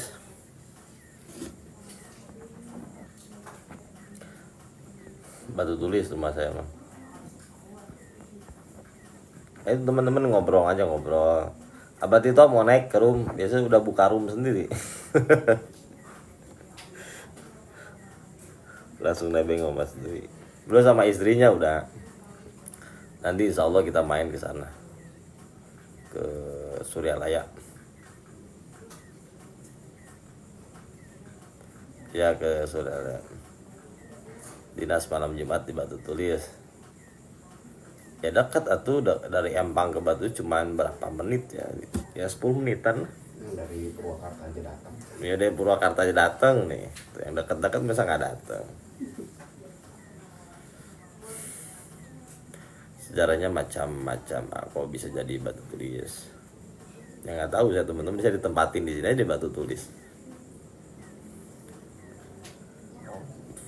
Kalau ngebahas budaya nanti ada pelajaran sendiri teman-teman. Malu kalau datang sendiri Ya masa bawa temen yang nggak dikenal datang ke sini, datang aja sendiri, santai sama saya mah, santai Kang. Oh bener tuh kata udah, dulu belum ada buku jadi ditulisnya di batu, bener. Dulu mondok di mana Mas Ustad? Saya dulu di Bogor aja sebenarnya, di Bogor. Sampai sekarang pun saya masih mondok teman-teman, ya masih mondok. Kalau datang ke pusat ada paspornya Ustad. Password apa tuh passwordnya? Saudara kayak Kiai Kanjeng Rasulullah, bukan ke Abah Anom, asli Bogor. Ya asli, saya asli Bogor teman-teman. Lagi strike.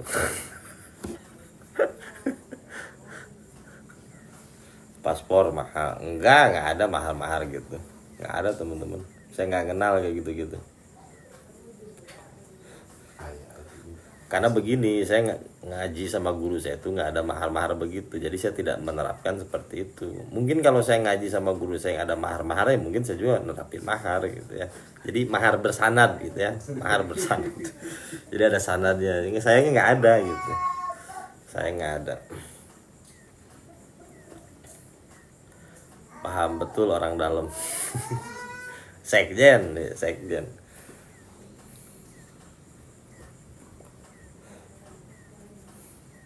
Kalau mau ngasih mah boleh ya, ya boleh tuh, nggak boleh nolak, ya nggak boleh nolak.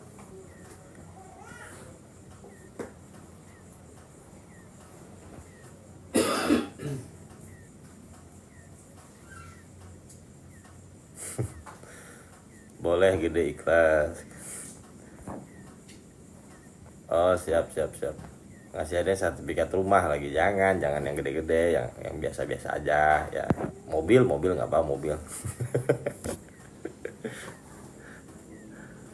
Mobil soalnya anak saya udah 3 teman-teman ya, kalau pakai motor tuh kasihan sama anak saya tuh. Ngedoanya gitu, ya Allah saya mah bukan sama saya ya Allah, ini buat anak-anak saya ya Allah, itu ngedoanya. Nggak sanggup udah kalau dimaharin. Nah, iya makanya tuh, kalau pas ngaji di luar ada saat, pokoknya kalau ngaji libur saya pasti lagi di luar aja gitu ya. Jadi kalau mau datang ke rumah saya pas ngaji aja tuh, kayak Mas Dubi sambil ngaji di situ ya. Jadi bawa istri, bawa anaknya sambil ngaji aja di sini teman-teman. Istri nanti ngobrol sama istri saya, ya akang-akang yang ngaji gitu. Jadi ketemu saya tuh ngaji.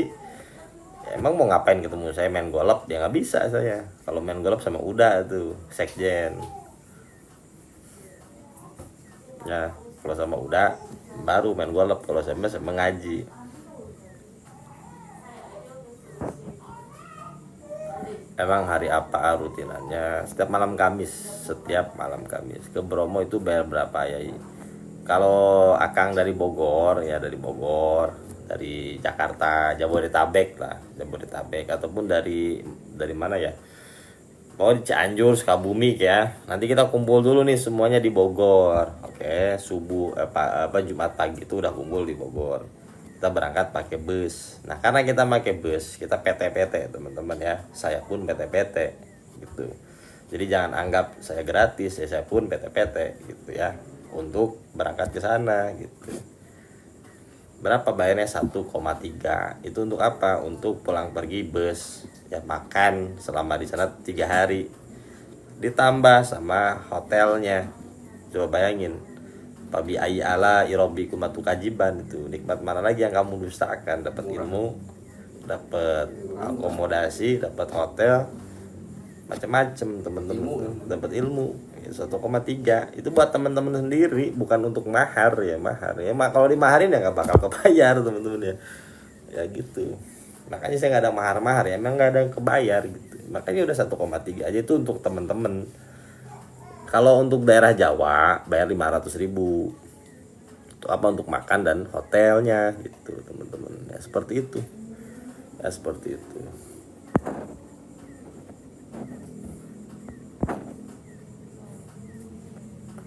Ya masuk ini aja.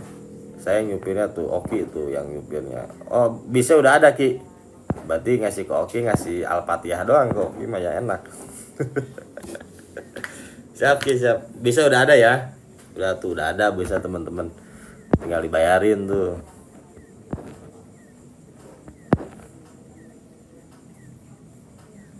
Siap Kang Basir. Siap Kang Basir. Lagi ngajinya ya kan ini lagi momentum ngobrol ini mah. Kalau ngaji kan setiap malam Jumat tuh ngobrol biar tambah deket akrab sama teman-teman ya, sengaja. Kalau Kang Dermawan mau masuk grup aja kalau mau tahu jadwal ngaji kayak gitu, ngajak anak istri apakah bisa ya, bagus, lebih bagus ya, lebih bagus biar anak istri kita tuh satu ikatan nantinya gitu ya, bagus aja. Berangkat sendiri nggak cukup 2 juta, betul. Siap Kang Hadi. Plus kaos lagi, nanti ada kaos ya, soalnya kemarin tuh banyak caleg di rumah saya nitipin kaos, nah nanti saya pakai buat ngaji itu ya. Ada yang warnanya merah, hijau, kuning, terserah teman-teman. Itu all size kan ya, baju partai bisa all size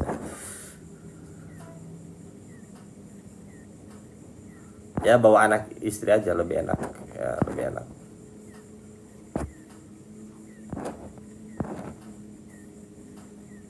Oke, siap. Nadi Best Corporation ditunggu di rumah ya, ditunggu di rumah, kita ngobrol-ngobrol di sini, ngopi. Kalau kendaraan sendiri bisa nggak, Ustaz? Akang dari mana? Dari mana sih? Kang Bowo dari mana? Dari Serang ya?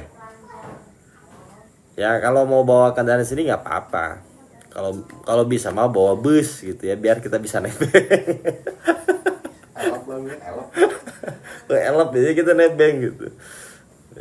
Ya nggak apa-apa kalau mau bawa kendaraan sendiri nggak apa-apa, tapi kalau bisa mah bawa elop jadi kita bisa nebeng gitu ya, gitu enak kan jadinya. Tapi kalau mau bawa kan nggak apa-apa, tapi lebih asik lagi teman-teman ya. Kalau lebih asik lagi kita bareng-bareng, nanti ada ilmu-ilmu di perjalanan gitu. Nah, helikopter nggak muat banyak lah, lewat Cawang biar bisa nebeng ya, nggak asik lah ya. Nanti temen-temen bareng aja, kalau mau lebih asik bareng aja di Bogor. Jadi kalau mau bawa kendaraan, saran saya nanti titipin aja di masjid, kan ada masjid tuh, atau ya titipin aja mobil di situ, motor di situ bisa. Nanti kita bareng-bareng gitu. Takutnya capek kan, jauh Bromo itu. Kalau bareng-bareng kan asik. Abah Tito nanti nyanyi ya di bus. Wah, suaranya bagus banget kemarin tuh. Bagus banget Abah Tito. Banyak penyanyi-penyanyi di kita itu.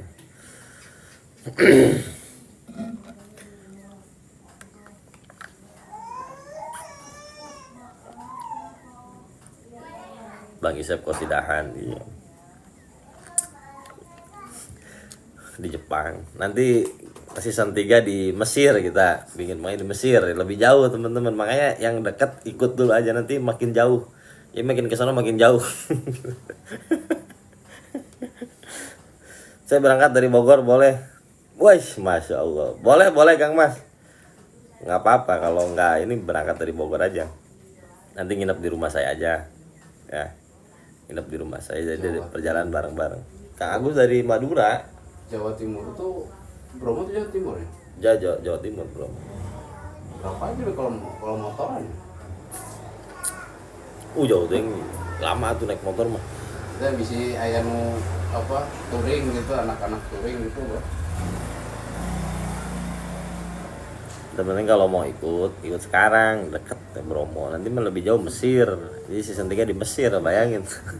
Ngaji hikamnya langsung depan Makbaroh ini Al-Imam Ibnu Athaillah Sukandari, teman-teman.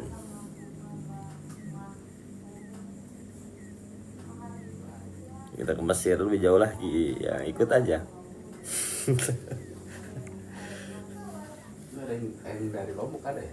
Ada dari ini yang paling jauh, nanti dari Kalimantan mau ikut. Mudah-mudahan sih jadi dari Kalimantan. Belum bisa cuti ya, nggak apa-apa. Kalau kan Akang di ini ya Lampung ya, Lampung tuh banyak ya, Lampung tuh banyak teman-teman kita yang di grup tuh banyak adain aja di Lampung, nanti saya ke sana gitu. Minimal 2 orang. Jangan mikirin ini dan itu, yang penting ada aja, nanti saya ke sana ya. Mumpung lagi dikasih waktunya begini teman-teman ya. Alhamdulillah siap Agus. Emang rencana saya itu sama Uda mau berangkat ke ini, ke mana, ke Mesir, cuman plus umroh gitu, Mesir plus umroh, jadi umroh plus Mesir gitu ya. Jadi kita nanti ngaji hikamnya itu di depan Makboroh Al-Imam Ibnu Athaillah Sukandari. Jadi caranya ke situ, ke Imam Syafi'i. Banyak situ wali-wali itu yang bisa kita ziarahi sambil kita belajar sejarah Islam bagaimana di Mesir. Ajak dong udah. Udah kebetulan lagi bagi-bagi voucher umroh itu. Deketin Kang Romja. Deketin.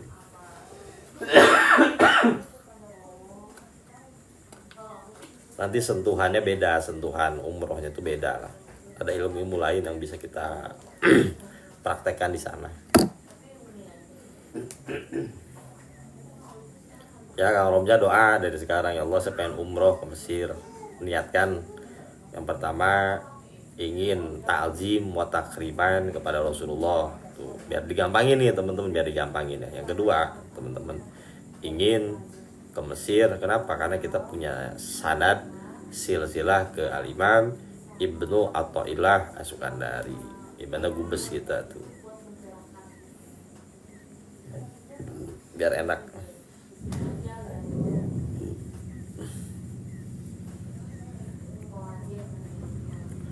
Siap Kang Wahidin, siap.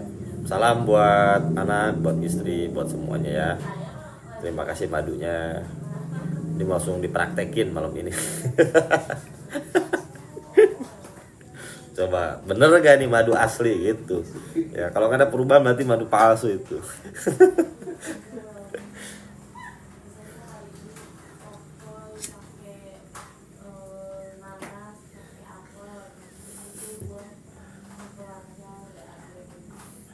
Kabari katanya mau ke rumah, ditungguin nggak ada.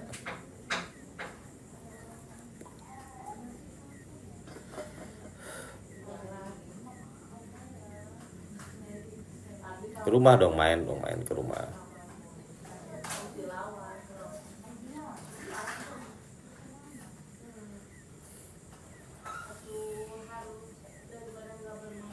Kang Hadi kalau mau mah nanti barang dari Bogor aja biar enak, jangan bisa-bisa. Karena kita yang pengen 35, ya pengen 35 orang doang nih yang berangkat. Siap kabari. Izin undur diri malam Jumat, grup tutup lebih awal. Berkah.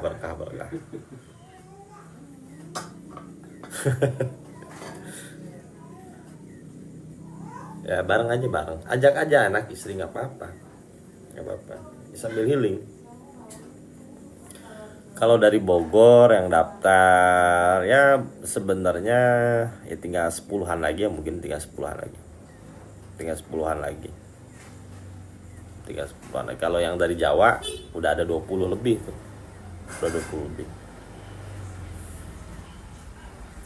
Maka kayak overlanding pakai mobil, enggak lah pakai pesawat, itu mah kelamaan tuh, nanti lama di jalan kita. Pakai pesawat, ikut ya nanti umroh ya.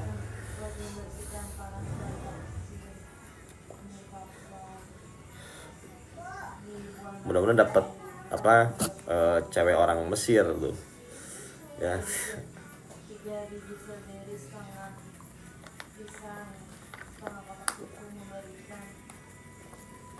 Daftar masuk surga.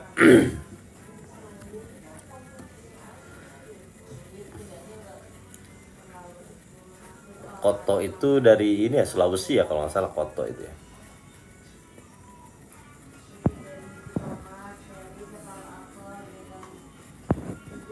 Teman-teman besok kita ngaji apa Sep? Besok Sep? Jumat itu. Oh ngaji ini. Ya. Besok kita ngaji kitab Riyadhus Shalihin. Teman-teman yang udah punya kitabnya ya, mudah-mudahan besok sudah bisa dipakai. Kalau yang belum silahkan beli toko kitab Riyadhus Shalihin itu banyak, mau di Jakarta di mana aja banyak. Semua sama Riyadhus Shalihin itu nggak ada yang beda ya. Yang ngarangnya adalah Imam Nawawi. Beli kitab itu. Besok kita ngaji itu pembukaan ya, spesial pembukaan. Ya besok kita ngaji itu. Ngaji apa? Ngaji kitab Makomat. Ya Makomat itu kita diambil dalam kitab Riyadhus Shalihin. Ngaji di mana? Sirul Asrar itu sebulan sekali. Ya, ngaji Sirul Asrar itu sebulan sekali. Nah, teman-teman kalau mau masuk grup, nih saya kasih nomornya nih ya. Mana sih? Nanti sebutkan nama dan daerahnya, teman-teman ya. Banyak yang nge-WA gitu doang. Nama aja. Ini maksudnya opo gitu kan.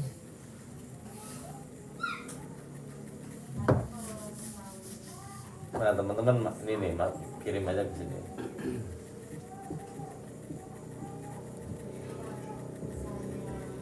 Nah ke sini nih. 0838 733 44369. Kalau Sirul Asrar kita bahasnya sebulan sekali teman-teman. Kalau yang sudah ikut apa? Yang sudah ikut ngaji langsung gitu. Biasanya nggak bakal ngaji itu di TikTok, nggak bakal. Kenapa? Karena ya itu tadi gitu ya. Ada privasinya teman-teman. Belum nanti kita ngaji kitab Insan Kamil gitu. Hari apa tadi? Ya kalau Sirul Asrar itu kalau yang sudah ngaji ini, yang sudah ngaji di kayak kemarin di Sentul, teman-teman tuh udah kemarin ngaji di Sentul pembukaan. Nanti kayak di Bromo tuh pembukaan lagi. Nanti setelah itu baru kita ngaji sebulan sekali rutin. Mungkin kalau di Jawa karena kejauhan kita ngajinya pakai apa sih namanya? Pakai bukan TikTok. Pakai apa namanya? Zoom. Pakai Zoom. Ngaji atau mengkaji ya. Ya teman-teman kalau mau masuk grup aja, nanti tuliskan nama dan alamatnya. Kalau sudah masuk grup teman-teman berbaurlah di situ ya, berbaur. Biar apa? Biar nambah saudara. Ya makanya saya ikut nanti gelombang 3 ya di Mesir, gelombang 3-nya beneran tuh gelombang 3 di Mesir, nggak jauh, ya, lebih jauh kan? Iya makanya ikut.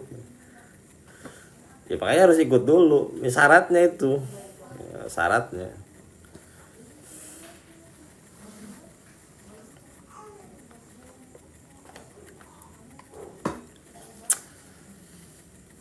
Ya nggak apa-apa teh, sehat ya teh, sehat teh.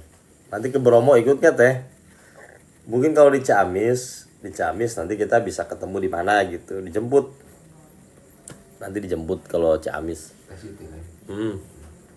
Dijemput.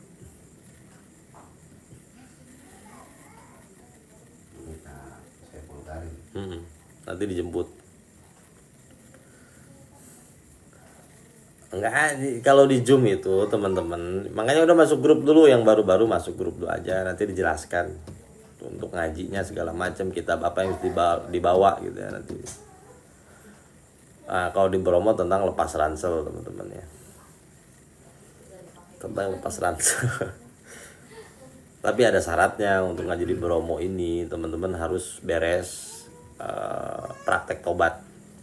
Biar apa? Biar nanti nggak terlalu berat di Bromo-nya itu. Makanya masuk grup aja dulu. Nih tulis nomor saya nih.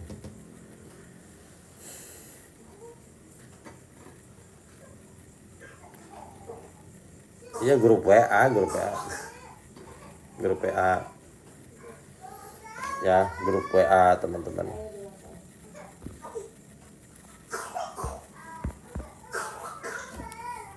Grup WA.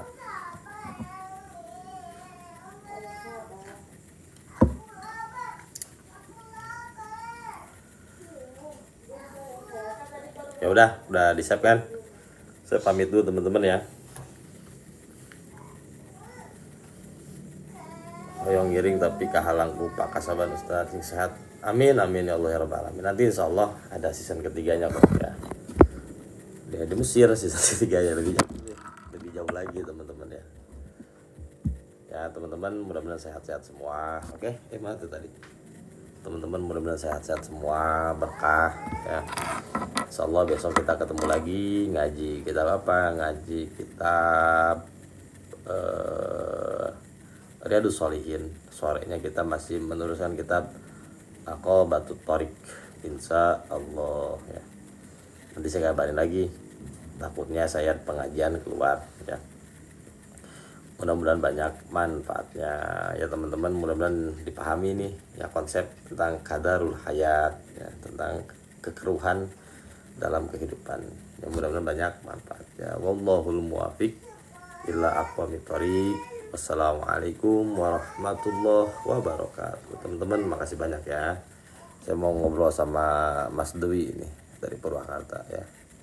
Siap teh, atur nuhun sadayana, atur nuhun.